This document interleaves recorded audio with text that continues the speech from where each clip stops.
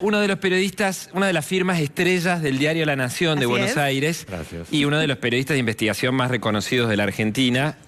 Me parece eso como Muchas gracias. lo fundamental. Si no es uno de los No, pocos que queda, o sea, de periodismo de investigación, así como periodista de investigación 24/7, ¿o no? Sí. Bueno.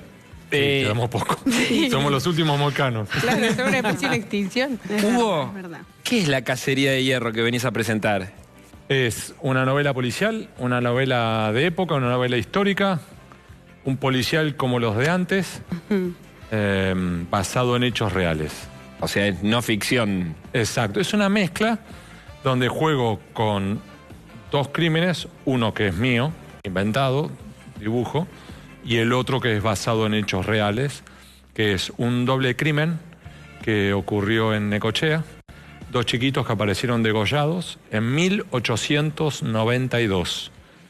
La mamá degollada sobrevivió y marcó al presunto asesino, que lo detuvieron y durante 5 días lo torturaron y esa persona resistió y dijo, yo no fui. Y lo que ocurrió fue que ante esa situación envían un aviso a La Plata y mandan desde La Plata a la jefatura, esto es real, al primer detective en la historia de la policía de la provincia de Buenos Aires, Oh, bueno. Eduardo Álvarez. Y ese hombre era amigo de Juan Bucetich en el momento en que ese inmigrante, exacto, estaba desarrollando el sistema de la dactiloscopía. Entonces fue básicamente Qué que se bárbaro. juntaron, si querés, Messi y Maradona, o Messi o Burruchaga y Maradona, o Batman y Robin. Para esclarecer Sí. este crimen. Un genio teórico y un sabueso práctico unieron fuerzas. No te voy a contar el final de la novela. no, te iba a preguntar, ¿y quién fue el asesino? Ahora, Hugo, Pero, hay tantas Mirá, de cosas hecho, para mirá, preguntarte. atrás Ahí está. nuestro, Bueno. felicito al que está armando esto porque las A la imágenes... Al producción. DJ. Natalia, Bueno. Natalia. Natalia y Julieta. No, pensaba recién tantas cosas porque, primero, tenés una forma de explicar y de contar las cosas que las hace atrapantes. Muchas gracias. Puede tener que ver con tu voz, con tu forma, algo que has usado mucho en el periodismo. ¿Por qué escribís este tipo de libros cuando nosotros buscamos, por ejemplo, en vos, cuando hablas mucho sobre corrupción o cuando vas a develar algo? ¿Qué te hace irte para este lugar? ¿Vos tocás la guitarra o El pintás? piano. El piano. Entonces lo entendés perfecto. Ese es tu lugar, tu disfrute, tu momento, ¿o no? Sí. Y luego vos estás pasada de estrés o tenés 500 temas, pero si vos podés hacerte un pequeño hueco, o sea, al menos una vez al mes, 15 minutos, ese es tu lugar. Bueno, para mí es escribir. Entonces, lidio en el día a día, sí, con investigaciones sobre corrupción, narcotráfico, evasión tributaria, o sea, con mucho dolor, con mucho de la zona gris, o lo que Norberto Bobbio, un gran politólogo italiano, hablaba de il sottogoverno, que es esa parte del Estado, esa estructura del Estado que está por debajo de la superficie, que son los sótanos, las cloacas, donde está el espionaje, la corrupción, el financiamiento ilegal de las campañas, los piratas. Entonces, ese es mi trabajo cotidiano. Pero como cualquier persona que está en un sótano o en una cloaca, de vez en cuando yo necesito salir, tomar aire fresco, recargar energías y volver. Y Y mi forma es esta. Salís, pero no te vas tan lejos. Pero que al mismo tiempo, si querés, sí, hay una mezcla. Sí. Entonces hay mucho de mis propias vivencias volcada en el libro, pero al mismo tiempo también hay mucho de aprendizaje. Entonces con este tipo de libros, como esta novela, aprendí de historia, de inmigración, de masonería, y aprendí mucho incluso de mi propia historia familiar, que no está volcada ahí, aclaro, pero fue mucho de aprender sobre cómo era la vida de los inmigrantes en aquellos tiempos, y eso a su vez me permitió entender más mi propio recorrido, el recorrido de mi familia. Y una de las cosas más lindas que yo he recibido de esta novela es muchas personas que van a las presentaciones y me dicen, es como si hubieras hablado con la nona, como si hubieras hablado con mi abuela. Hablando de presentaciones, esta tarde es en el Centro Cultural Aleph, detrás de la sinagoga de la calle Alvear, se entra ahí por el costadito. Exacto. A las 7 de la tarde, 7. ¿hay que inscribirse antes? No, No, es por Hay que ir nada más. hasta agotar capacidad. Exactamente. entrada libre y gratuita. Pues es que estoy distraído, perdón, Sí. ¿no? Pero Sí. porque el que hizo atrás Es maravilloso, estas imágenes, ¿no?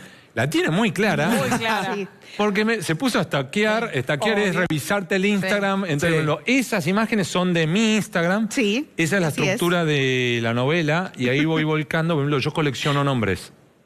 ¿Cómo Sí, sí. coleccionas nombres? Sí, Inexistentes. sí. O sea, si puede volver, yo colecciono nombres. Pero vos me decís, hola, ¿qué tal? Yo me llamo Manuel. Pablo Malacalza. Y yo hago, Mirá qué lindo nombre. Ay, entonces me lo guardo, ¿ves ahí? ¿Ves la imagen de la derecha? Sí. ¿Ves que hay Molina distintos nombres? Álvarez. O sea, Molina. bueno, Molina ahí en realidad es Malo de Molina.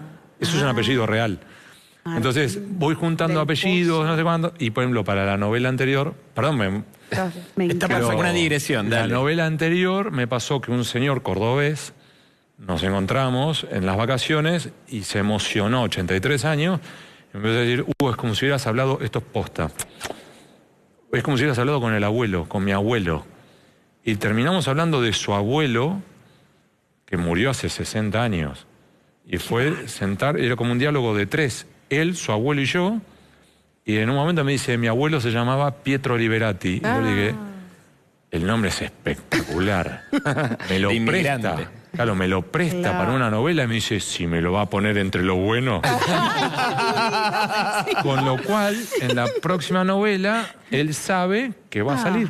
No, pero es Viene espectacular. Pietro. La colección de nombres es de las cosas más curiosas que Sí. hemos escuchado acá en Y Seguimos. muy lindas. Pero cuando vos, no hay nombres que vos decís, sí, este es un obvio. nombre de personaje, que lo lees en un libro y decís, sí. Ya. Y ahora estamos también Florencia teniendo- Ferrero. No, Florencia Ferrero. No, es muy FF. común. Ferrero, por ejemplo, Ferrero. Poneme entre las buenas, ¿no? No, Hugo, vos sabés que me llama mucho la atención esto de que vos tenés como tu hobby y además tu trabajo que tiene que ver siempre con Sí. la curiosidad, con el método, con... ¿De dónde nace tu curiosidad o este amor que vos tenés por los datos que te llevó a ser periodista, abogado? Yo creo que es algo, no sé si innato, pero yo creo que desde que tengo memoria. Y mis amigos se ríen porque dicen que soy, sí, bastante obsesivo. Y si querés, sí, también hay una cosa muy, muy de chico, y si querés hasta cierto punto macabra, de por qué me terminé volcando a esta faceta del periodismo. No sé si quieren... Sí, obvio. Vos Como contanos tiene todo. que ver con un crimen, me Pero gusta más. sí, fue con un crimen. Hubo un femicidio muy, muy duro en La Plata, en los años 80, el asesinato de Oriel Bryant, una mujer rubia muy bonita de las afueras de La Plata, que era la mamá de un amigo mío.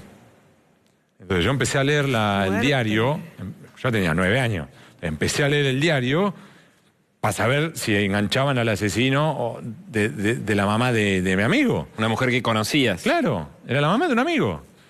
Y empecé a engancharme ahí. Entonces, claro, cuando cualquier chico de 8, 9, 10 años empieza leyendo por los chistes o por los deportes el diario... Vos arrancaste por policiales. Claro. Y además tuve la fortuna, es medio raro decir en este caso, ¿no? Pero en vez de ser la típica nota periodística dura, dato, fecha, nombre, cifra, y es lo que se llama la pirámide invertida en periodismo, enganché a un periodista en el diario El Día de la Plata que lo escribía como crónicas policiales, como si fuera una novela. Claro. Terminé enganchado. Y a eso se suma un padre, mi papá, con mucha paciencia para explicarme cosas a una criatura de 9 años, que en vez de decirte, nene, no leas eso, sentarse y decir, mira, te lo voy a explicar. Esto significa esto, un juez significa esto, un fiscal... Te hago la historia corta, a los 11 años, 12 años, yo ya leía la primera sección, me peleaba con papá por la primera sección. Era plena época de la perestroika y yo sabía que era una perestroika. Con 10 años. Claro, entonces hablaba de Gorbachev. Entonces, claro, en el colegio me decían, este está loco. Claro, entonces yo te decía, ¿Dónde sí, juega? Decían. ¿Dónde juega ese? Claro. Claro. Pero juega de 9. Claro, sí. Claro. Ahora, qué bárbaro, porque me imagino que a veces debes hacer este ejercicio de imaginarte en ese momento y ver todo lo que pasó hasta llegar, no sé, a contarnos a los argentinos lo que pasó con las valijas de Antonini Wilson. Es que bueno, hay ese recorrido. Entonces, claro, papá Papá es muy inteligente. Como verás, le tengo mucha admiración. Sí. Pero papá era conjuez de la Corte a los 33 años. Tenía que llegar a ser conjuez de la Corte Suprema a los Muy 33. joven. Y papá iba a Buenos Aires y volvía a La Plata y me traía, por ejemplo, Página 12, Nación, Clarín, iba cambiando. Me decía, léete esto. Y me iba tirando. Y vos consumís. Sí, y entonces yo a los 17 años, 16 años ya sabía que quería hacer periodismo, que quería estudiar Derecho para hacer periodismo. ¿Y qué tipo de periodismo? Periodismo de investigación. Pero yo con papá o mis tíos, de leer, por ejemplo, desde Maquiavelo hasta leer Rousseau, Jean-Jacques Rousseau, o leer con mi tío Raúl, hablar de las guerras, de la historia de la guerra del Peloponeso, escrito por Tucídides hace 2500 años, y no lo digo para ufanarme, sino que era como parte de mi día a día, como con mi abuela, era leer, yendo a lo tuyo, leer Pérez Reverte. Yo llego a Pérez Reverte, un gran novelista español, a través de mi abuela, que me empezó a tirar, me dice, a ver, lee, a ver, fíjate si este te gusta, La sombra del águila, y empezamos.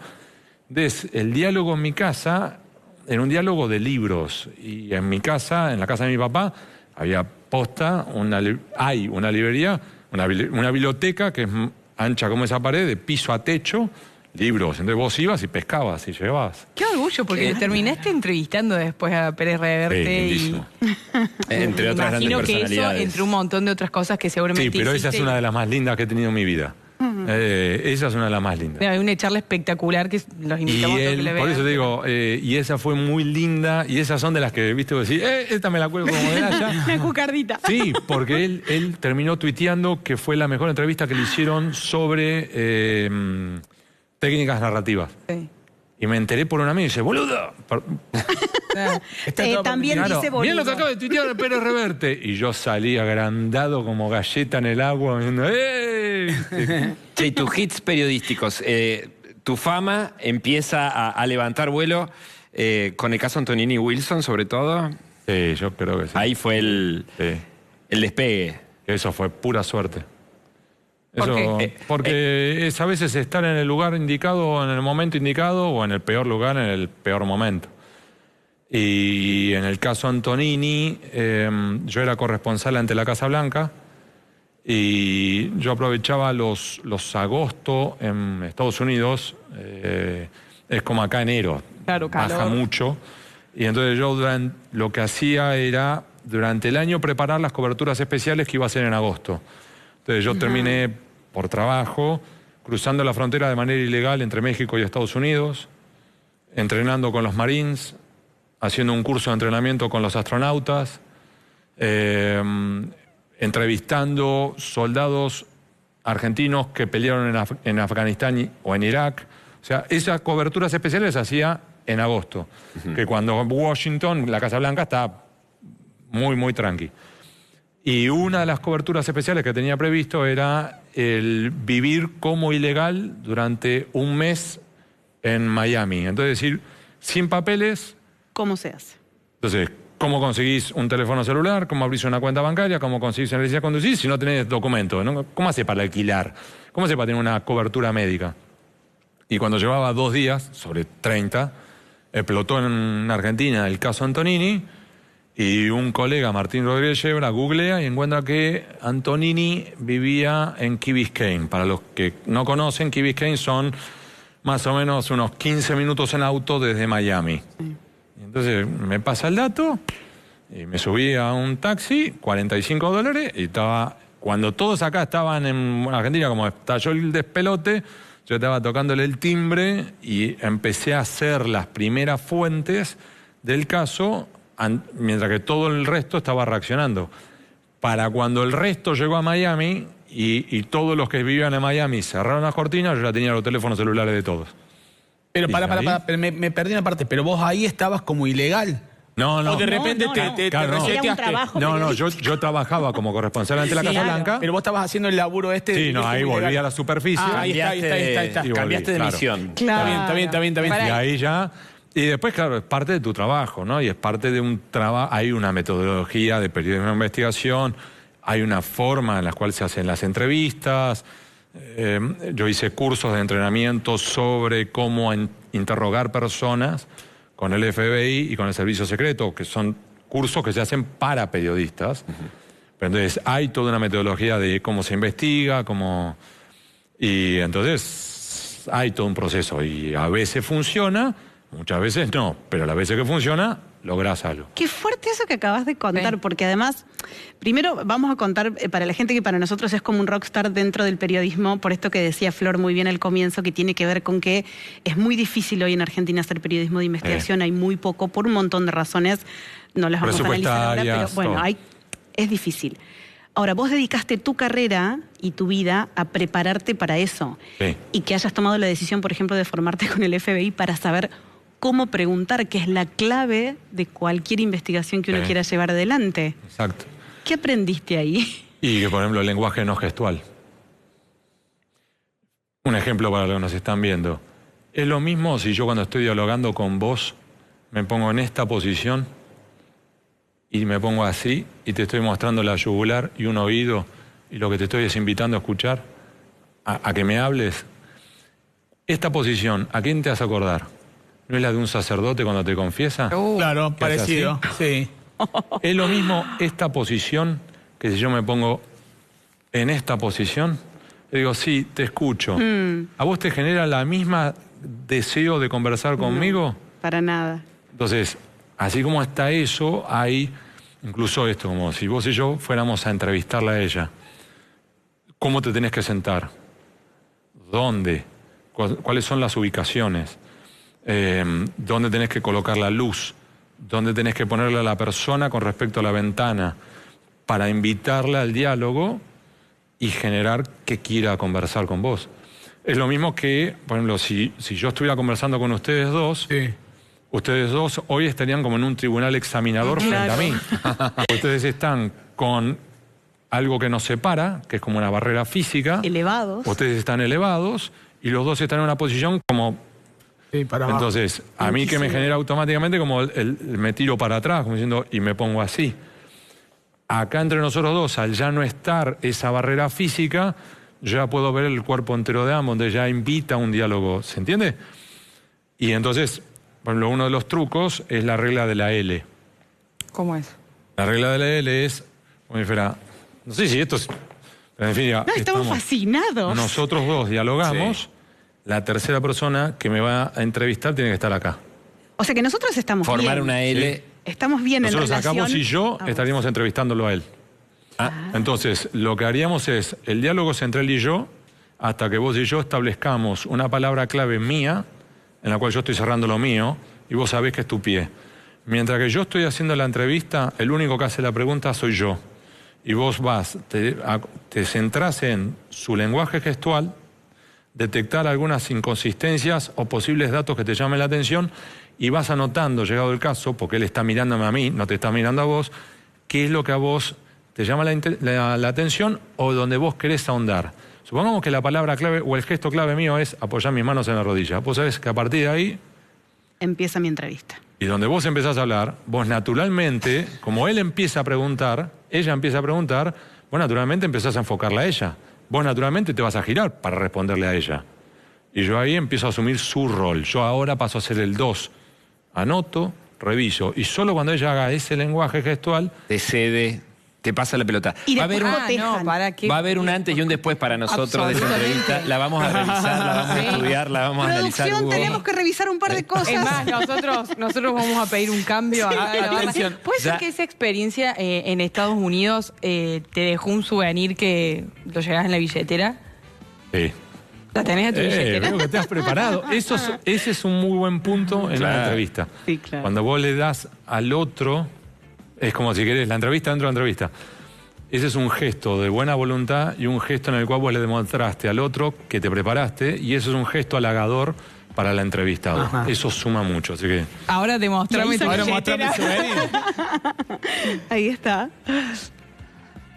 Acá. A ver. Lo tengo conmigo desde 2005, 19 años. Ahí vos vivías en Estados Unidos, Sí. corresponsal de Se la puede Nación mostrar, ¿verdad? en Sí. Estados Unidos. Sí, ok. Sí, fíjate que ya está Estábamos incluso mostrando. gastado por la billetera misma. En cualquier momento se rompe. ¿Qué ¿Qué es ese es? papel? Este papel fue cuando me explicaron en los Estados Unidos los 4 niveles del on y el off the record. Explícaselo a la gente porque es buenísimo. Claro, esto es básicamente, nosotros, por general uno dice, una persona está en on o en off. Uno dice eso, ¿estos son o off? Digamos, cuando vos vas a hacer una entrevista a alguien, porque acá cuando tiene un diálogo, por ejemplo, con un funcionario o un empresario, le explico para Las dos situaciones básicas son... on u off. On. Hugo Alconada dijo, 2 puntos, comillas, perro, perro, perro, cierro comillas. El off the record es, alguien me dijo, perro, perro, perro. Esa es la esencia. Sí. En la práctica, en realidad, los gringos consideran que hay 4 niveles. Entonces, on the record, que es Hugo Alconada Mon, prosecretario del diario La Nación, dijo, 2 puntos, comillas, perro, perro, perro, perro. Background. Empezás a reducir. Entonces, no podés identificar por nombre, pero sí podés decir, por ejemplo, un periodista con cargo jerárquico en el diario La Nación dijo que, comillas, perro, perro, perro. Deep background ya es un nivel más de retroceso, que es un periodista que trabaja en un diario porteño dijo, ya sin comillas, perro, perro, perro. Off the record es, me enteré que perro, perro, perro. No podés mencionar... Nada. Es como si vos te hubieras no dar enterado por el ni media Espíritu pista. Santo. Qué bueno. ¿Y vos con quiénes hablas más? ¿Con los off the record o...? Yo, depende la conversación, trato de ir, en la teoría, en la Facultad de Periodismo, en la teoría nos dicen que uno tiene que llevar siempre al on the record al entrevistado. En periodismo de investigación no es así. Porque muchas veces nosotros sabemos sobre los riesgos que corre el que habla con nosotros que la propia persona no sabe de esos riesgos. Claro. Entonces hay veces en las cuales nosotros mismos tenemos que... Cuando el otro dice, estoy dispuesto, salgo en on the record, decís, no, usted no va a salir en on the record porque yo lo tengo que cuidar. Porque me ha pasado, investigaciones sobre el narcotráfico, y personas de 65 años que nunca hablan con periodistas dicen, yo me la banco, yo salgo contra los narcos. Decís, no, señora, la hacen chucrut en 48 horas. Claro. Deje que yo me encargo, usted va a quedar protegida. No, yo quiero... Señora... Entonces, una de las reglas, por ejemplo, en periodismo de investigación, siempre tenés que preguntar al final de la entrevista, cuando vos estás con un informante, es ¿cuántas personas más saben sobre esto? ¿Por qué? Porque si nosotros, para los que están viéndonos, una regla básica en periodismo es siempre toda versión que te den tenés que contrastarla con una segunda fuente independiente de la primera. Ahora, si tenemos un diálogo nosotros 3 y vos lográs publicar algo y cumpliste con el mandato de 2 fuentes independientes entre sí, y escribiste algo incómodo para mí, basado en una conversación que tuve con ellos 2, las 2 fuentes son ellos. Sí. Con lo cual, no pusiste los nombres, pero lo prendiste fuego. Claro. Entonces, ¿cuántas personas más saben sobre lo que contó Hugo Alconada? No, estábamos 1, 2, el camarógrafo 3, 4, 5, 6, 7, 8, 9, 10 personas. Listo. Entre 10, eso lo podés publicar. Porque eventualmente ustedes 2 dicen, yo no, listo. Y quedará para el afectado la duda de quién más habló.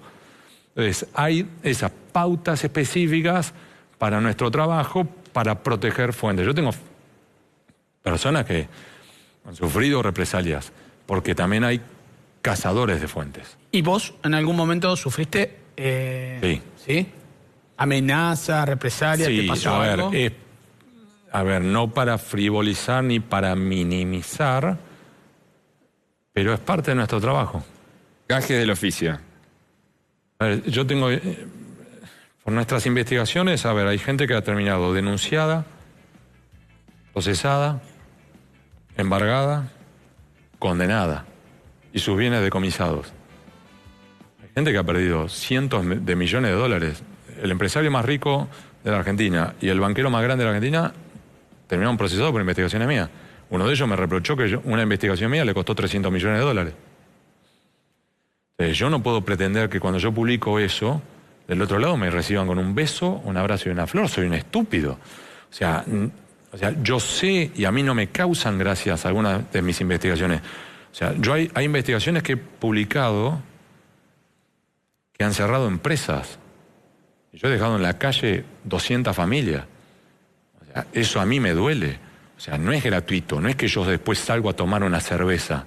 Yo sé que esa noche dejé 200 familias sin empleo. Ahora, al mismo tiempo, yo tenés que lidiar con el interés público. Entonces decís, bueno, ¿qué hago? ¿Vale la pena? Hay veces que te tiemblan las manos, sí. ¿Vale la pena?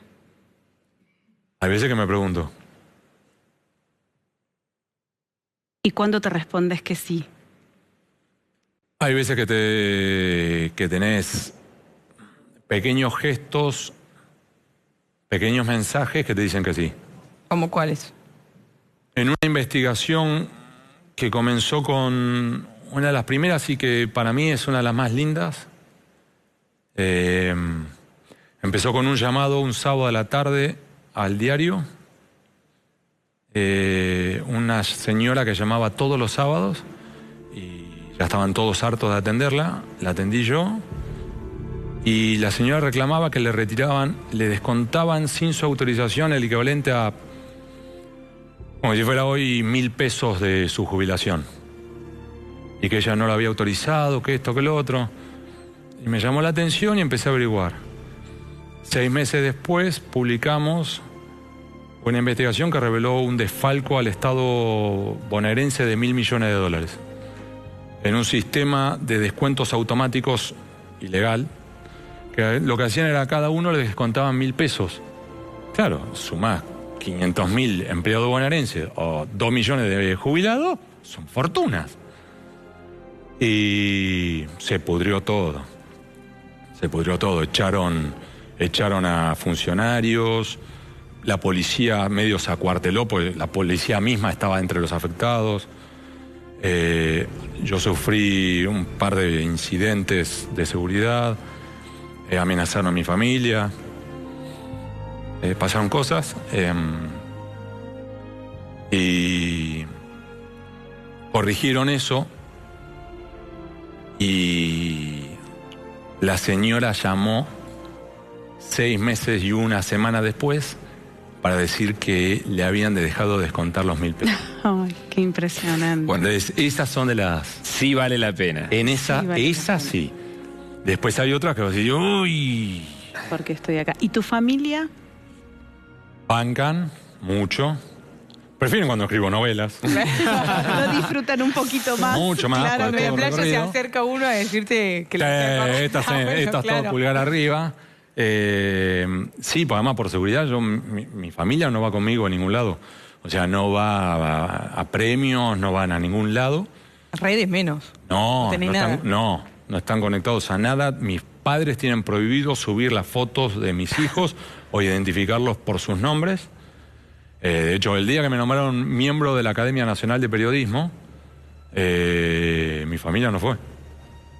Porque como iba a haber fotógrafos... Es duro, Hugo, esa parte. Al mismo tiempo, mi familia apoya. Apoya. Entonces, Y debes sentir orgullo también. sí, y al mismo, o sea, si no tuvieras el Aunque apoyo vos de... te cueste decirlo.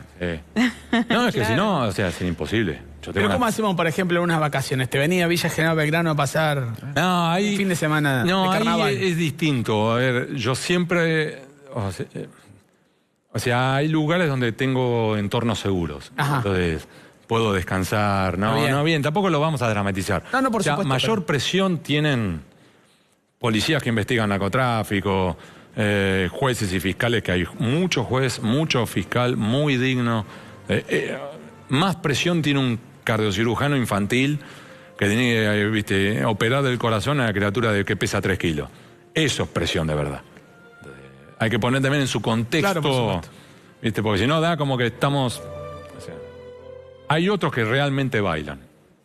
Siempre, vos sabés que me llama la atención que nunca te victimizás, ¿viste? Que también hoy juega un poco un Pero- rol. Pero a veces los periodistas, ¿viste? Que es como, bueno, Pero, a ver, tenemos que- el agua hasta acá o el Sí, coso acá. pero a ver, ¿qué voy a quejarme si yo hago lo que me gusta? Desde los 9 años. Entonces, claro, o sea, sería un malagradecido. O sea, ¿cuánta gente conocí que puede dedicarse a lo que le gusta, haciendo periodismo de investigación. Como vos decís, ¿cuántos periodistas de investigación hay en la Argentina? Muy poco. Sí. Entonces, ¿cuántos tipos? Hoy publiqué una investigación que me tomó un año de trabajo. ¿Cuánta gente puede dedicar un año a eso? Incluso Entonces, en el periodismo. Bueno, entonces soy un afortunado, entonces no me puedo quejar. Y al mismo tiempo que puedo estar acá, el diario no pregunta dónde estoy. El diario se enteró que estoy acá en Córdoba ayer. Por notas. Claro. Y publicamos igual. El diario, yo trabajo por resultados. Entonces, soy un afortunado en el diario, escribo y este libro está bestseller. Entonces, si me quejo, soy un malagradecido, No, merezco igual que me sopapen. Te gusta mucho la adrenalina, porque bueno, dentro de esa bueno, también, anécdota, sí. o sea, vos estuviste con tipos comiendo un asado que te habían amenazado de muerte. Es que, a ver, hay gente que... Hay gente que es profesional. En cualquier ámbito. Sí. Y entonces hay gente que no cruza las líneas rojas. Entonces yo tengo gente, por ejemplo, que me ha llamado a mi casa. Yo no le di el teléfono de mi casa, que no está en la guía. Llamó a mi casa. La atendió mi mujer. La llamó por su nombre, que yo nunca se lo dije. Le preguntó por los chicos, que yo nunca le dije. Preguntó si yo había vuelto de correr, como lo sabe. Atendí yo y me dice, Hugo, te vamos a romper 9 de los 10 dedos de las manos. Y yo pregunté, ¿y el 10º? Te imaginas lo que dijo sobre la procacidad que dijo sobre el 10º dedo. Podemos imaginarlo. 5 años después, lo llamé la semana pasada porque yo estaba buscando datos y dice, hola Hugo, ¿cómo andás? Bien, bien. Entendí que las reglas del juego son esas. Entonces yo, por ejemplo, me ha tocado ir a entrevistar a unos narcos, entrar con un pastor evangélico que me sirvió de sherpa y terminé tomando una cerveza con los narcos en la azotea de Fuerte Apache. Ahora, las reglas son pareja para los dos. O sea, vos no me vas a traicionar a mí y yo no te voy a prender fuego, no voy a decir tu nombre.